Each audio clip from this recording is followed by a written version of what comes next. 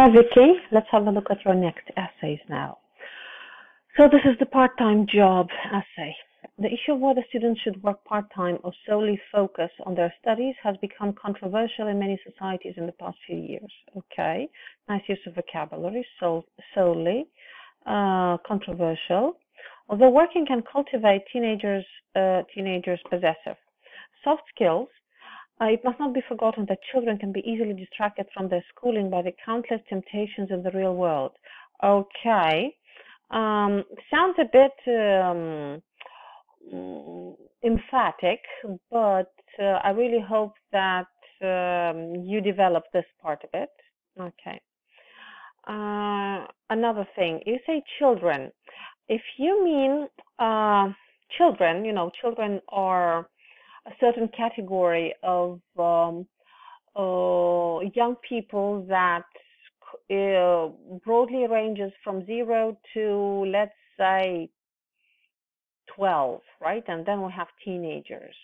You have to be very careful when you use the word children. If I were you, I would think about it.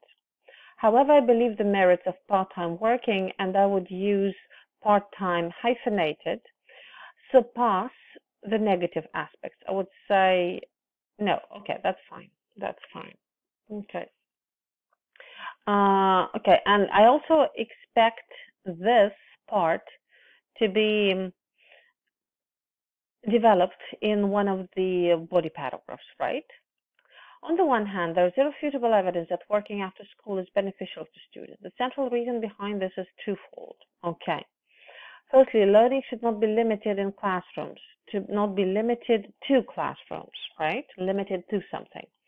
Working in the real world allows children, again, not children, try not to use children in this context, to grasp their practical skills, and namely, communicative techniques and time management. I wouldn't use the word techniques. Techniques is a very specific word. I would say communicative abilities and time management.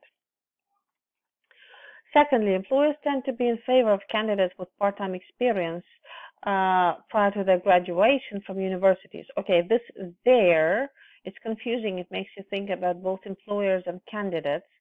I would say that employers tend to be in favor of candidates who have part-time experience prior to their graduation from universities or prior to their college or university graduation. For example, a recent empirical study by the University of Melbourne demonstrates that nearly 50% of managers consider part-time hyphenated experience as a substantial measurement to evaluate the capacity of newly graduated applicants. Okay, therefore, it is conclusively clear that working part-time, I think we have an overuse of the word part-time, right? Please track how many times you use it and try to rotate the synonyms for it. You can also say working casual jobs, right? Creates opportunities for the young to acquire valuable skills and techniques. Again, a technique is a very specific method how you do something. So perhaps in this context, technique would not be the best word, which is impossible to obtain from schooling. Okay. Another thing, you haven't really developed how work can contribute to improving communicative skills and time management. You have mentioned, but you haven't developed. Though you have developed this, the importance of prior experience before actual employment. So make sure that every argument that you use needs to be explained and exemplified appropriately. If you only mention but you don't explain and exemplify each part of your twofold argument, you're going to lose points in task achievement. On the other hand, working can be detrimental to students' education. This is because being able to afford the products and lifestyle they desire with their salary. Do you mean that they desire with what? With their salary? So this with their salary should be moved somewhere so that it doesn't create a faulty reference with the verb desire. because it's like you desire something with your heart, not with your salary. I know you don't mean this, but this is what your language means. And sometimes this can happen because of a certain word order in English. Can be very extremely appealing to the teenager, which would distract them from their studies. Good idea, but you need to reformulate this sentence. Let me try and do this for you.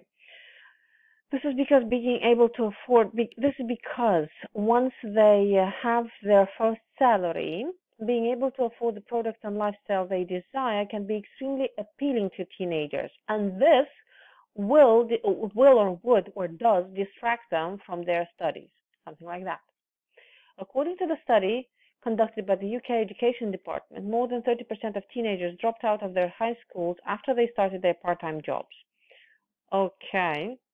Thus, odd jobs could have negative impacts on students' study to some extent. Okay, this is a bad idea. I mean, this is a bad combination. Why you have two words which come from the same root? Putting them together is not a very brilliant idea because it creates a repetition.